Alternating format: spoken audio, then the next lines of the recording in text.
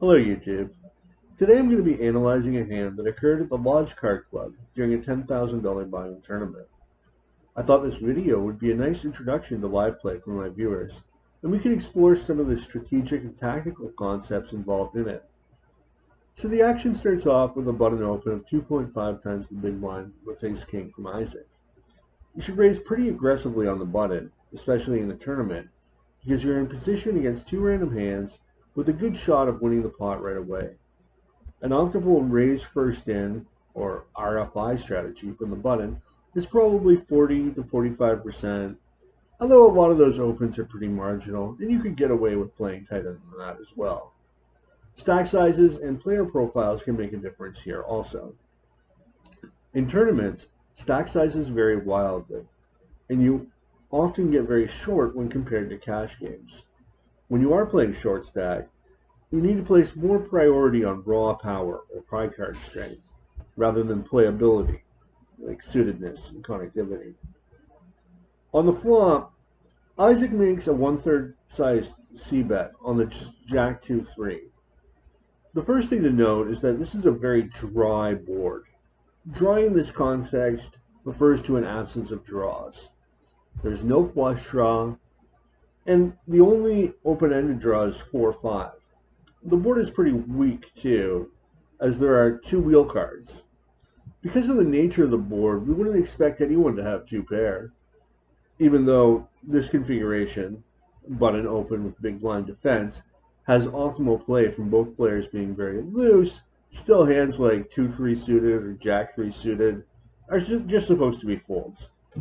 Because of the dry, weak nature of this board, I like the c-bet, and I like the sizing. With the c-bet, we can take the pot down now, and we're not risking much to do so. Faced with the c-bet, Alex decides to check raise to 7,200. This is a pretty nice semi-bluff. You won't have a ton of semi-bluff opportunities on this board, and facing a small c-bet from the button, you're going to want to play a fairly aggressive strategy. Assuming a 40% opening range, Isaac is only going to have top pair or better around 20% of the time. Alex is risking 4,700 to win 12,800, so if he picks up the pot around 36% of the time, he will show a profit immediately. He could also turn a straight, in which case it would be an inflated pot, and he might win with a turn or river bluff as well, and he's got backdoor diamonds. Isaac decides to call. Already he's in a tough spot. With only 6 outs to improve on the turn and just ace high, he can't call with the hopes of catching up. It's just too unlikely. On the other hand, Alex's check raise is representing a pretty big hand. But if we try to model his big blind defending range, excluding both the very weak hands he would fold and the very strong hands he would re-raise, Alex will only have top pair or better 13% of the time. So while Isaac shouldn't call to try to hit, it might be okay to call thinking he has the best hand some of the time, and some of the time he might improve and win some more bets on the turn of the river. Alex barrels the turn, putting Isaac to the test. This hand shows the incredible talent of both players. They both sense the other is weak, and neither one of them wants to give up the pawn. With just 6 high, Alex has to be the aggressor. Well, Isaac correctly finds the hero turn call. It's easy to call down with ace high, but to do so and be right in a $10,000 tournament against a top tier tournament player like Alex Foxen is a different matter altogether.